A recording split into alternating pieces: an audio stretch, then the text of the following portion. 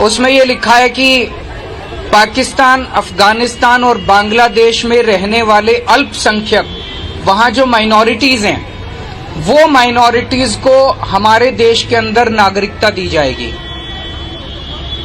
वहां पे लगभग 2.5 से 3 करोड़ माइनॉरिटीज हैं, तीनों देशों के मिला के।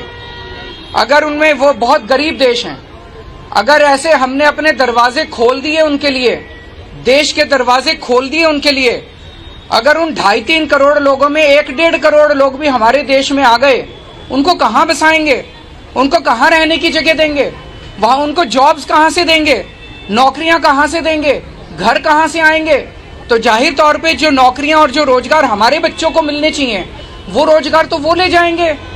और जो इतने सारे, इतनी भारी हम तो दरवाजे खोल रहे हैं, इतने गरीब लोग वहां से उठ के आ जाएंगे बाकी पड़ोसी देशों से, इतने गरीब लोग उठ के, मैं हिसाब लगा रहा था, अगर 1-1.5 करोड़ लोग भी आ गए, आजादी के बाद 1947 में जितना बड़ा माइग्रेशन हुआ था, उससे कहीं ज्यादा बड़ा माइग्रेशन इस एक सीए के कानून से होने जा रहा है। आपके घर के पास, मैं पूछना चाहता हूं देश के लोगों से, अगर आपके घर के पास पाकिस्तानी आके झुग्गी लगा के बैठ गए, आप पसंद करोगे? कितने लोग पसंद करेंगे?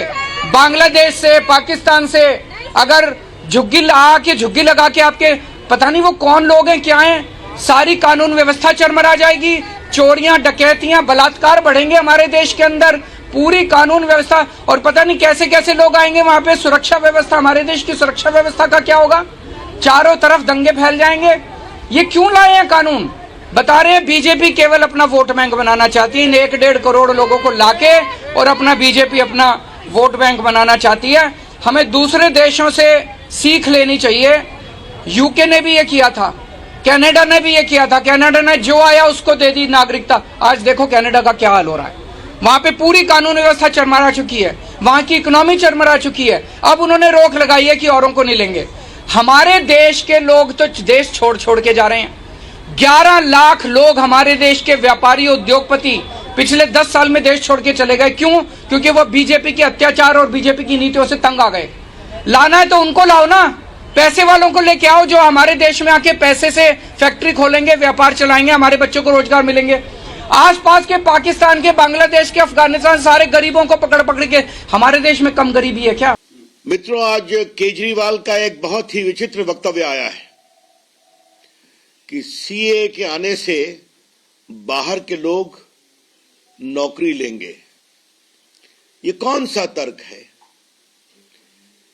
ये जो हिंदुस्तान में लोग आए हैं, ये कौन है? ये अपने आस्था के नाम पर प्रताड़ित होकर आए हैं।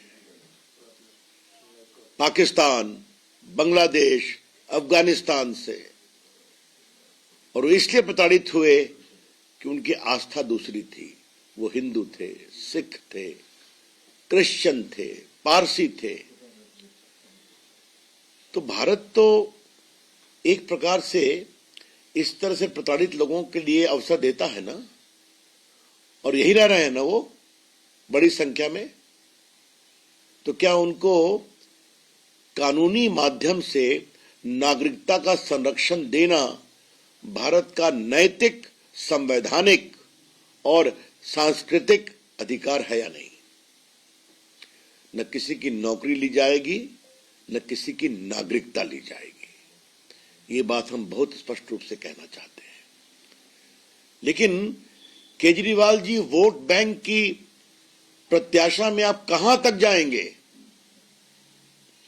बार बार माननीय गृह मंत्री अमित शाह जी ने इसको स्पष्ट किया है कि सीए हिंदुस्तान के किसी नागरिक की नागरिकता नहीं लेगा।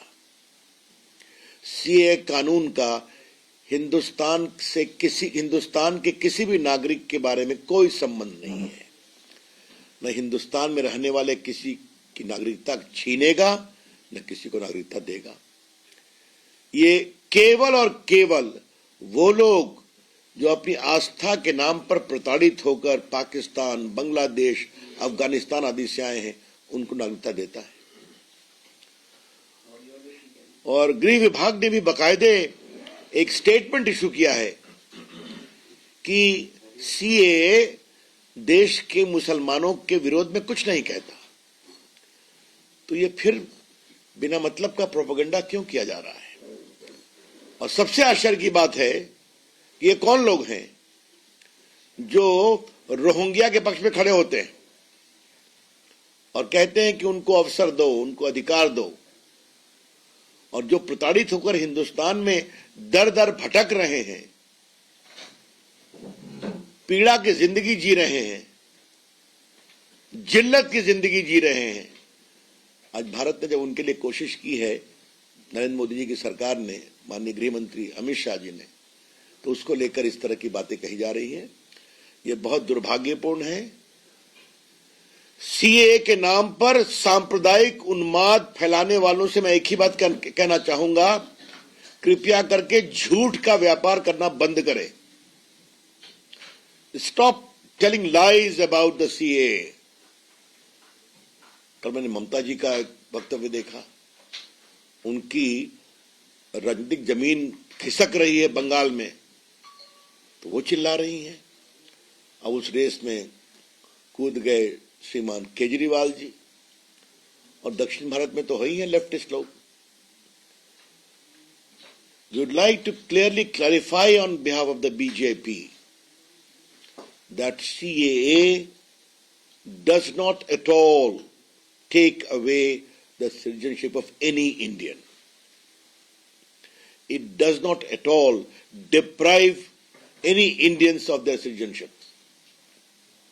It's only and only related to those who have been victims of persecution because of their faith and were forced to flee away from Pakistan, from Afghanistan and from Bangladesh.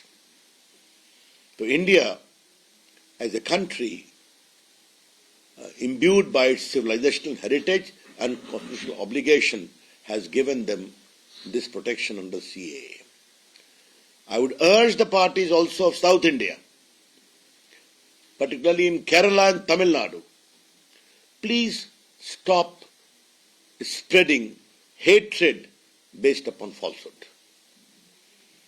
तो मित्रों, मुझे कहना था, केजरीवाल जी तो कुछ नए नए तर्क रोज निकालते हैं, छोड़ दीजिए उनको। सबकी सियासी जमीन खिसक रही है, इसलिए हम ये स्पष्ट करना चाहेंगे कि सीए कानून बनाया गया है प्रताड़ित लोगों के लिए, जो अपनी आस्था के कारण प्रताड़ित होकर आए, और इसके बारे में और कृपया करके